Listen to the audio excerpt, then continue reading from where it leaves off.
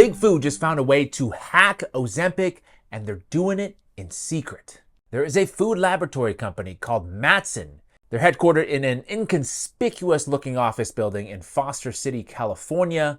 It's run by this guy named Justin Shimmick, PhD, Chief Executive Officer, science, business, together.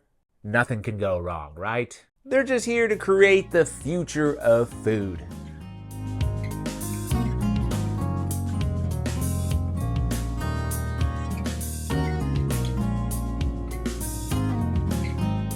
Sometimes our clients come to us with an idea and they just need us to help them refine it. Other clients come to us and actually want us to help them figure out what they should do. In other words, come up with a new concept for them. Come up with a new concept. Let's see what they're up to. Oh, how about helping Big Food beat Big Pharma by reformulating the ingredients in their products so that it could bypass the effects of Ozempic, Wegovy, and other GLP-1 weight loss drugs. There's Ozempic, and it might be changing the way that people buy food. Walmart's CEO, did you see this? Doug McMillon. He said in an interview that his company has found out that those who take Ozempic and Wegovy are buying less food. He said this, quote, "We definitely do see a slight change compared to the total population. We do see a slight pullback in overall basket." Yes, Walmart's CEO is saying that these people on Ozempic are buying less food. And they know this because they are, quote, comparing shoppers who pick up a prescription for those medications at its pharmacies to shoppers who are otherwise similar but aren't filling those scripts at Walmart. Using anonymous data, it's looking for patterns in the spending of those groups, and it says the first group is buying less food.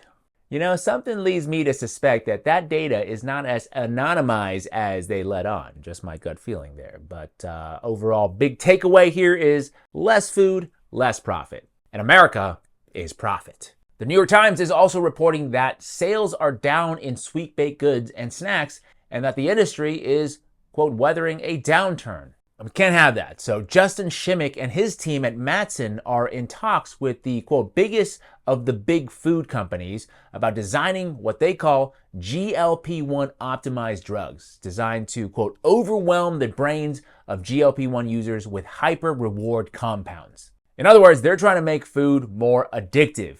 Even more addictive than they already are. Our primitive brains will be no match. Quote, "There is little the industry hasn't tried to keep health-conscious consumers eating. Companies can seal clouds of nostalgic aromas into packaging to trigger Proustian reverie. When they discovered that noisier chips induce more people to eat more of them, snack engineers turned up the crunch. Food technologists have found a way to amplify the intensity of artificial sweeteners to hundreds of times beyond sugar's natural flavor.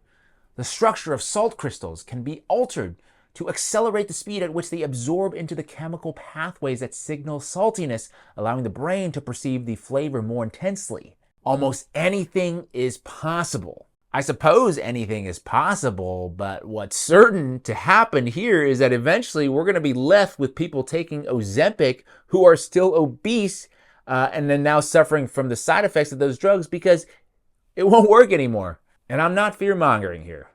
Nicole Avena, a professor of neuroscience at Mount Sinai who studies sugar addiction, was asked if she believed it could be possible for food companies to engineer, intentionally or not, compounds that would make GLP-1 drugs less effective.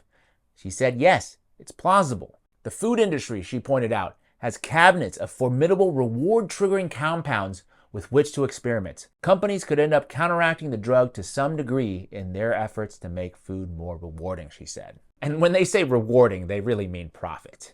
And worse yet, this is all being done in secret behind closed doors.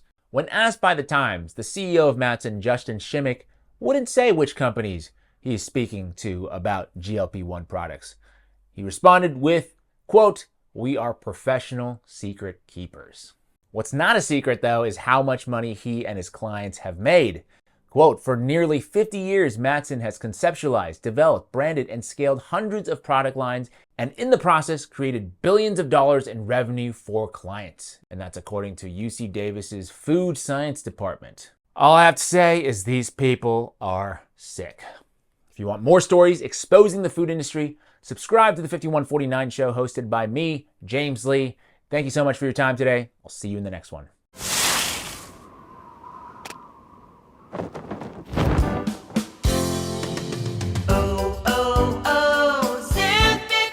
They threw a ton of money at us. We couldn't say no.